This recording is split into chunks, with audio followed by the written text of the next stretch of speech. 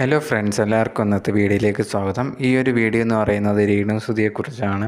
രേണുസുധിയെക്കുറിച്ച് ദിവസങ്ങളോളം കുറേയധികം നെഗറ്റീവായിട്ട് ആൾക്കാരെല്ലാം വീഡിയോസ് ചെയ്യാറുണ്ട്. കമൻറ്റ് ബോക്സിലൊക്കെ ഓരോരുത്തർ ചെന്നിട്ട് രേണുവിനെ തെറിയൊക്കെ പറയാറുണ്ട്.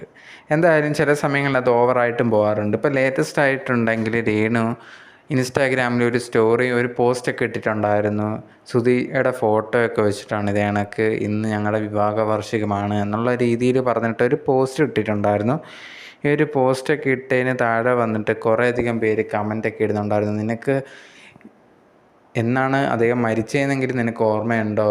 എന്നിട്ടാണ് ആൾക്കാരെ ചുമ്മാ കാണിക്കാൻ വേണ്ടി ഇതുപോലെ ഫോട്ടോയും കൊണ്ടുവന്നിട്ടുണ്ടെങ്കിൽ ഇന്നാണ് വിവാഹ വാർഷികം, സിമ്പതി പിടിച്ചു പറ്റാനാണോ, കുറേയധികം ഇനിയും ഉദ്ഘാടനം ചെയ്യാനൊക്കെയാണോ എന്ന് ചോദിച്ചിട്ട് കുറേയധികം നെഗറ്റീവായിട്ടുള്ള കമൻറ്റ്സ് ഇങ്ങനെ താഴെ വന്നുകൊണ്ടേ ഇരിക്കുമായിരുന്നു. എനിക്ക് അത് കണ്ടപ്പോൾ തോന്നിയൊരു കാര്യം, നമുക്ക് ഇഷ്ടപ്പെടുന്നോ ഇഷ്ടപ്പെടത്തില്ലയോ ഒരു വ്യക്തി എന്നുള്ളതൊക്കെ പേഴ്സണലായിട്ടുള്ളൊരു കാര്യം. പക്ഷേ എല്ലാത്തിനും ഒരു ലിമിറ്റുണ്ട്. അവർ ഇതുപോലെ അവരുടെ വിവാഹ വാർഷികമാണ് എന്നുള്ള രീതിയിൽ പറഞ്ഞ ആ ഒരു ഓർമ്മകളിൽ പങ്കുവെക്കുന്ന സമയത്ത് ഇതുപോലത്തുള്ള രീതിയിലൊരു കമൻ്റ് ഇടുക, പോസ്റ്റിന് താഴെ വന്ന് ഇങ്ങനെയൊക്കെ പറയേണ്ട കാര്യമുണ്ടോ എന്ന് എനിക്ക് തോന്നുന്നില്ല.